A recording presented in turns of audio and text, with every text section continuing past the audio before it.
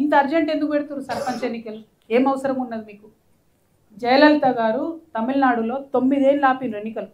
ఆపితే అక్కడ రిజర్వేషన్ వచ్చింది బీసీలకు, అక్కడ బీసీలకు వచ్చింది, ఎంబీసీలకు వచ్చింది. మరి ఇవాళ మన దగ్గర ఉవ్వెత్తున ఉద్యమం సాగుతున్నది, అందరు మొత్తుకుంటున్నారు, మాకు కావాలని కోరుతున్నప్పుడు వీళ్ళకంతా హడావుడేముంది? పోనీ కేంద్రం నుంచి నిధులు రావంటే మీరు పోయి ఏదైనా అండర్స్టాండింగ్ చేసుకోవచ్చు కదా. పంచాయత్ సెక్రటరీలు ఉన్నారు కదా, మినిస్టర్లు ఉన్నారు కదా, ఇక్కడ గ్రామీణ వెల్ఫేర్ శాఖ ఉంది, అక్కడ గ్రామీణ వెల్ఫేర్ శాఖ ఉంది. ఎందుకు ఆగుతాయి నిధుల ఫ్లో? మీరు చాలా అప్పులన్నీ కూడా మేము మాడిఫై చేసి వాటిని ఇంట్రెస్ట్ రేట్లు తగ్గిస్తున్నాం అని గొప్పలు చెప్పుకుంటున్నారు కదా. మరి ఇది చేయండి, ఎందుకు చేయరు? అంటే మీ మైండ్లో, మీ మనసులో బీసీలకు న్యాయం చేయాలని ఉద్దేశమే లేదు ఈ కాంగ్రెస్ పార్టీ. ఉంటే ఇంత తొందరగా ఎన్నికలు పెట్టరు. ఓకే ఠీకే, 42% కాంగ్రెస్ పార్టీ ఇస్తూ ఉంటుంది. ఇవాళ కాంగ్రెస్ పార్టీ ఒక దగ్గర బీసీ బిడ్డకి ఇస్తే బీఆర్ఎస్ ఆ ఊర్లో బీసీకి ఇస్తుందని గ్యారంటీ ఉందా?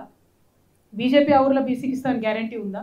సో అంటే ఏందన్నట్టు వీళ్ళు ఇచ్చినట్టు చేయాలి, ఓడగొట్టినట్టు చేయాలి. కాంగ్రెస్ పార్టీకి అది ముందు నుండి ఉన్న అలవాటే. ఏం చేసిండ్రు? పోయిన ఎన్నికల బీసీ డిక్లరేషన్ ఇక్కడ చేసిర్రు, కానీ జిల్లా మొత్తంలో ఒక బీసీకి ఇవ్వలే. మొత్తం రాష్ట్రంలో ఒక పద్మశాలికి ఇస్తే ఎక్కడ ఇచ్చారు? చార్మినార్ కాడ ఇచ్చారు, పత్తర్గట్టి అదేదో కాన్స్టిట్యున్సీలో, యాకత్పుర కాన్స్టిట్యున్సీలో. ఆడ బ్రహ్మదేవుడు కూడా గెలవడు ఆడ ఎంఐఎం మీద. ఆడ తీసుకుపోయి పద్మశాలిలకు ఇచ్చిండ్రు, ఆయన ఓడగొట్టేసి.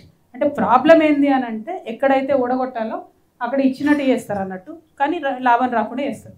సో ఇవాళ నిజంగా కూడా పోనీ మీరు 42% ఏ ఊర్లలో ఇస్తారో అన్ని పార్టీలు చెప్పండి, అన్ని పార్టీలు మేము అదే ఊర్లో బీసీలకు ఇస్తామని చెప్పండి. సాధ్యమవుతుందా? కాదు కదా. కానప్పుడు ఎందుకు మోసం చేయాలి? ఇందులో అందరికన్నా పెద్ద ద్రోహి బీజేపీ పార్టీ, వాళ్ళని కూడా మేము నిలదీస్తాం. రెండవ ద్రోహి కాంగ్రెస్ పార్టీ, వాళ్ళని కూడా ఖచ్చితంగా మేము నిలదీస్తాం. Thank you. జై తెలంగాణ.